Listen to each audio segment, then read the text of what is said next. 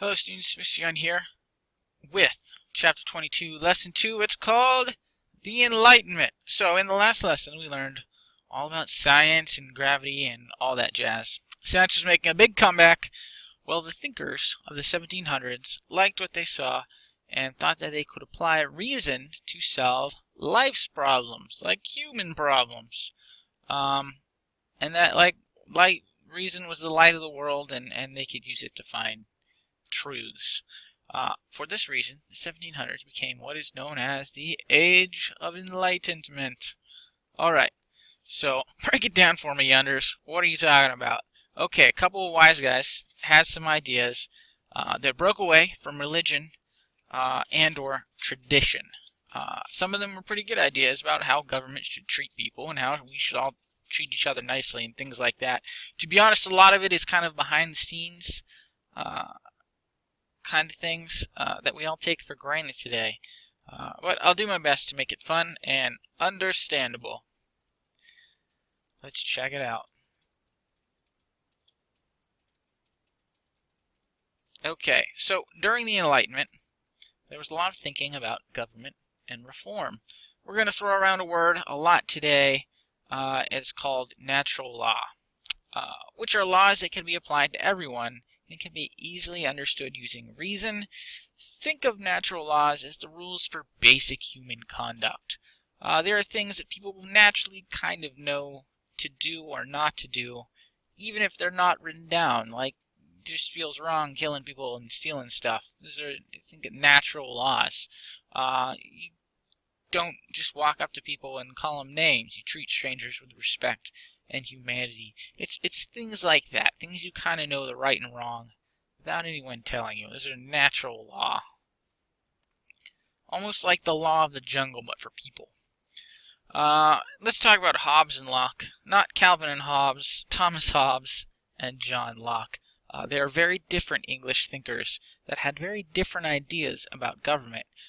Thomas Hobbes was alive in a time when there was an epic struggle for power between King Charles of England and his Parliament. There ended up being a civil war, and Charles wound up being executed. This whole series of events shaped Hobbes' philosophy on government. Hobbes thought that people were naturally selfish and violent, and as such they needed a strong leader to guide them. So he was a supporter of a strong monarchy.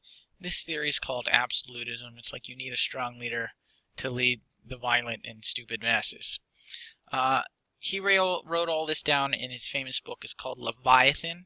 A Leviathan is a huge sea monster, you can see here, which of course is a metaphor for a strong leader. He's a Leviathan of a leader. Now, on the other hand of this, the other end of the spectrum, you have John Locke, who you will soon learn had significant influence on the formation of our government, the U.S. government. Locke thought that it was the government that should answer to the people, not the people answering to the government answering to the people, which sounds very American now, doesn't it? Cue the flashback to Locke's life. Alright, so John Locke was alive in a time when there was a struggle between Parliament and the King of England, this time James II. When civil war was threatened, James just packed up and left and said, I'm not dealing with this. I remember what happened to Charles. So now there was no king. So Parliament asked his daughter and her husband, that would be Mary and William, to rule, which they agreed to. This was known as the Glorious Revolution, and it ended up with England turning into a constitutional monarchy, meaning they still had a king and queen, but they were beholden to a constitution limiting their power and granting basic rights to everyone, like rights to a fair trial and no cruel and unusual punishments. Basically, they became king and queen, and Parliament was like, but you have to do this, this, this, this, and this, and they were like, okay. So it sort of turned Britain from a sort of absolutist to much more constitutional, much more people-oriented. That's why they call it the Glorious Revolution. Now back to Locke himself. He wrote a book about all these ideals behind this Glorious Revolution, and his book was called Two Treatises of Government. He said that government should be based on natural law and natural rights. Rights like life, liberty, and property. Which sounds kind of familiar, right? Hint, hint. Among these are life, liberty, and the pursuit of happiness. Used to be property. They changed it to the pursuit of happiness. So Locke believed that government existed to protect the rights of the people, and that the governments were based on a social contract. It's a fancy vocab word.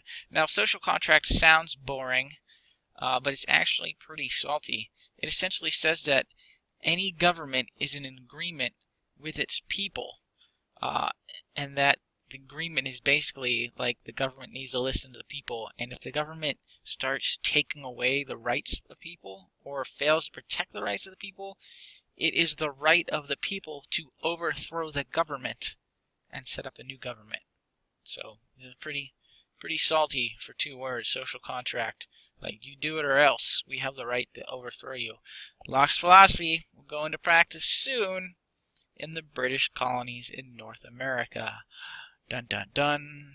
Alright, there's one more guy who we want to talk about. And in the book he gets his own subsection, but I'm demoting him to a paragraph. Baron Montesquieu was a French thinker that admired the British and their glorious revolution. He wrote a book called The Spirit of the Laws. Montesquieu is best known for his writing on separation of powers, which is sort of a linchpin of the U.S. government today. Basically, it means that a government has separate parts that have different jobs, but they are all equal, and they have things like checks and balances. Just like we have the executive, legislative, and judicial branch of government, that's called separation of powers. So he obviously had a major impact on U.S. government that would come down the line. Yep, separation of powers. That's Montesquieu. Now, let's move to France real quick. In the 1700s, France became the center of the Enlightenment, kind of like Italy was the center of the Renaissance. France was the center of the Enlightenment. French thinkers questioned everything, like government, religion, old superstitions. They were major supporters of science. One mentionable Frenchman is Voltaire. Just Voltaire. Like, first, people just call him Voltaire. Like, Cher is just Cher. Voltaire is just Voltaire. Too much rhyming, but I don't care. Put your hands up in the air. Little joke for you. It just all started rhyming. Voltaire was a writer that was a big critic of state-sponsored religion and the Roman Catholic Church in general. He was a deist. What is a deist? A deist are people that believe that God made the world and then he just took a step back to see what would happen and let the world run through natural law with little to no intervention. That's deists, like God made the world and then he just stepped back. Many of the founding fathers of the United States are actually believed to have been deists, so you might see that word again. Now, another Frenchman named Denis Diderot helped to spread the Enlightenment by writing a 28-volume encyclopedia. It took him 20 years, writing a whole encyclopedia by hand. It was like the Google of its time. Imagine having to go through encyclopedias. Alright, hey, when I was a little kid, we used to have to use encyclopedias, because that was before the interwebs machine. I'm not really that old. Alright, so Mary Wollstonecraft, it's a mouthful, wrote a book in 1792 called A Vindication of the Rights of Women. You see, before the Enlightenment, as we've been learning throughout world studies, women had little to no rights. Now we have this Wollstonecraft lady writing books about it. She is considered by some to be the founder of the women's rights movement.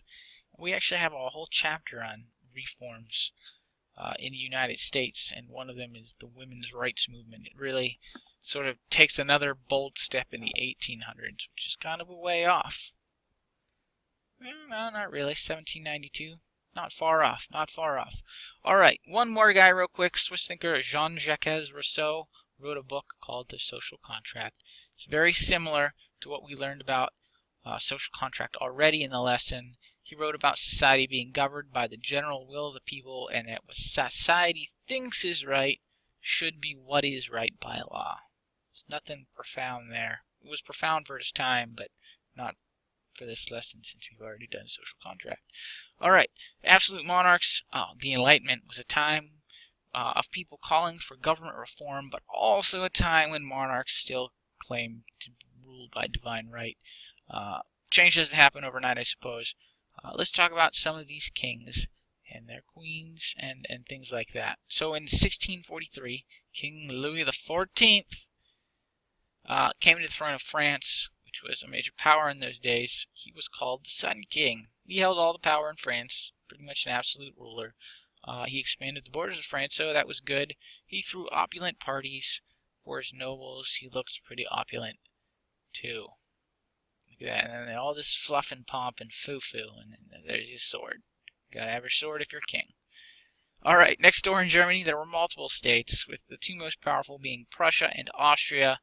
Prussia was ruled by Frederick the Great. He was a skilled commander and expanded his nation's borders. He saw himself as a servant of the people, however, and allowed for more freedom of speech and religious tolerance.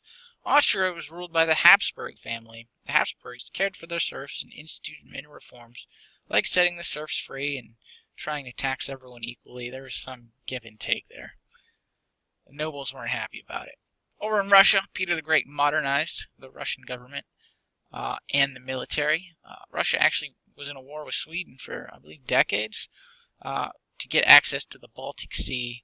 Later, Catherine the Great came to rule Russia. She was initially a big fan of the serfs, wanting to set them free, but then there was a serf revolt, and that changed her mind. They must have made a bad impression. All right, that's your lesson for the day. It was a bit wordy. There's a lot of it. On the next page, you'll have your quiz. It'll be your basic 10-point quiz, 5 multiple choice questions. That's it for today. If you have any questions, please let me know. Otherwise, have a good one. This was a 2-lesson chapter, so we'll review tomorrow and then probably do our test. We'll see. Have a good one.